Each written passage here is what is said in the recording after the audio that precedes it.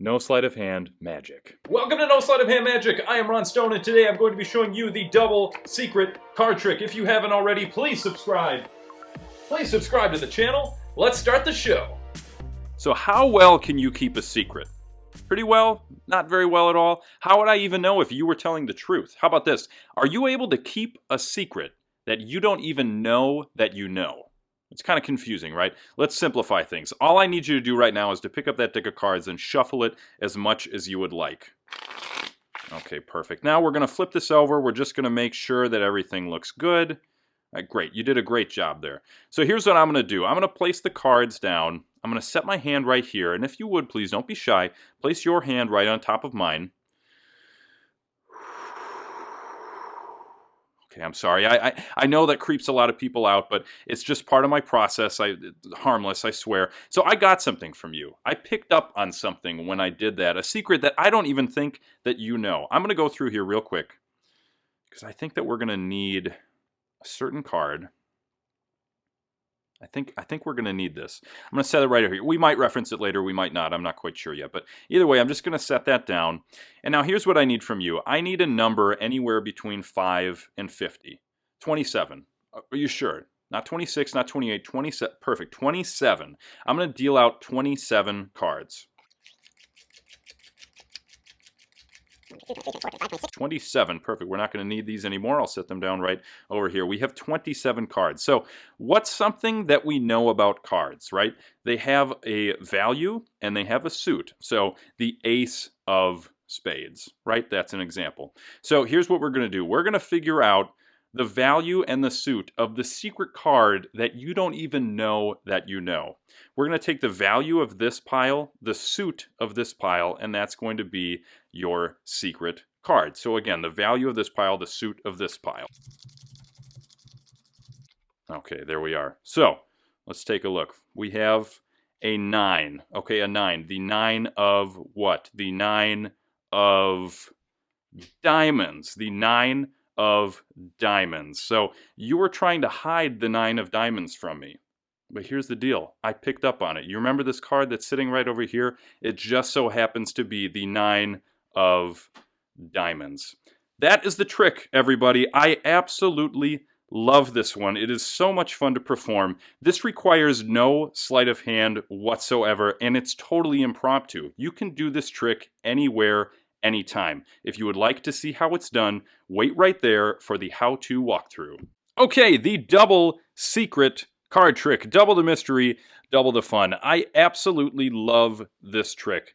It doesn't matter how many times you show someone this, they are not going to pick up on what you're doing. Now remember, this requires no sleight of hand whatsoever, and it's totally impromptu, which means that you can do this trick anywhere with any deck of cards, and you are going to blow some minds. So let's get right into it here. To set the stage a little bit, I like to start by asking the spectator if they feel as though they can keep a secret.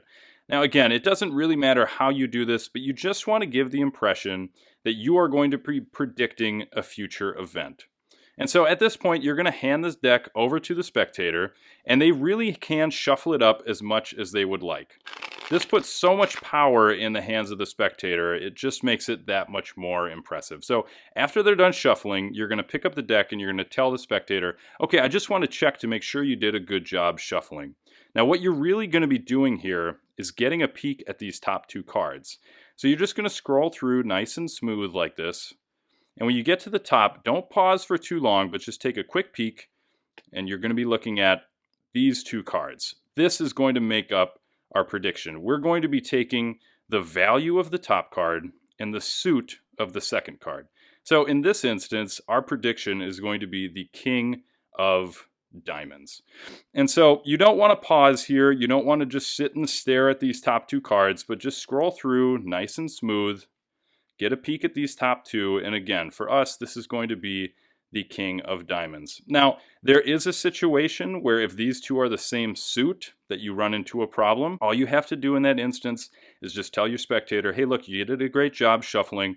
I'm just going to give the cards one more cut, and 9 times out of the 10, that is going to give you 2 different suits. But again, we don't have that in this situation. It's pretty unlikely, but that's how I handle that if that ever comes up.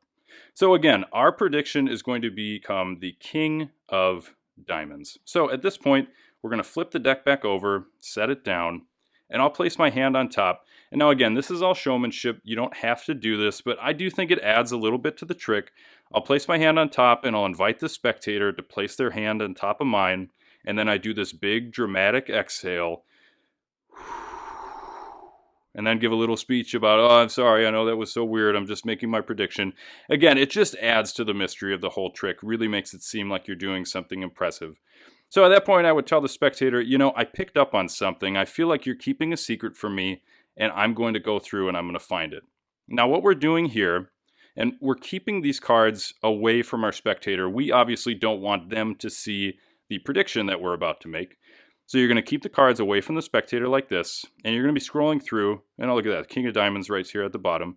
You're going to be scrolling through and you're going to be pulling out your prediction card. And now the beauty of this is that let's say you forgot what the top two cards are.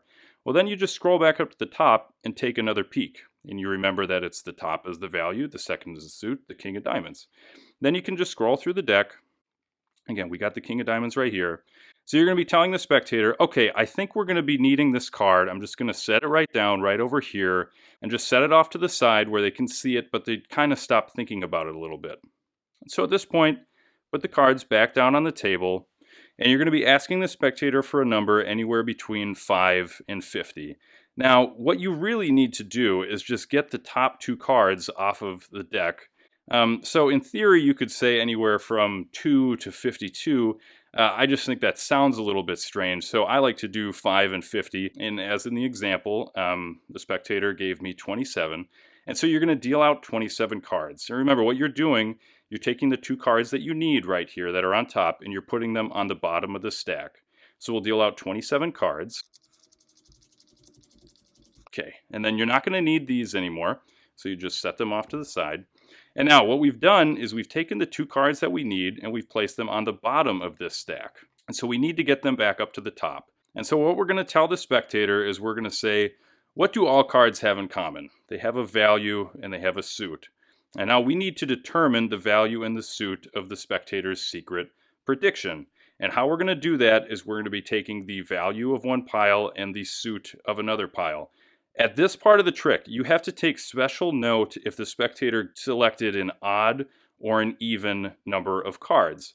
If it's an odd number of cards, the first pile that you deal into is going to be the value pile, and the second pile you deal into is going to be the suit pile.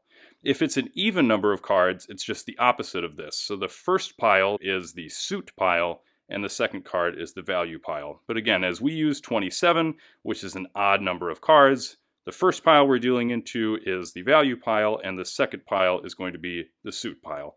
So again, you just tell the spectator we're going to be taking the value of this pile and the suit of this pile. I think it's important to set this up beforehand so it doesn't make it seem like, oh, you just got lucky and you picked these two cards on top. And so we'll deal the cards out into two piles.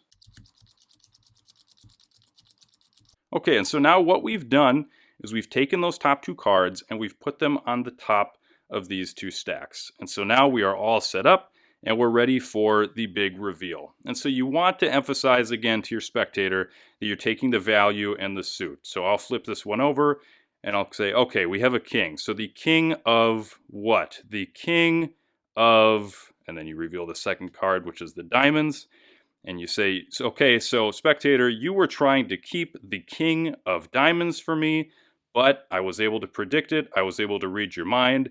And the card that's been sitting right over here just so happens to be the king of diamonds. To be honest, when I perform this trick and I do this final reveal, I even impress myself sometimes. And you give so much power to the spectator, they really are going to have their mind blown. So now, as always, if you would ever like to come back to this video for a reminder of how to do this trick, coming right up is the 60-second tutorial. 60-second tutorial.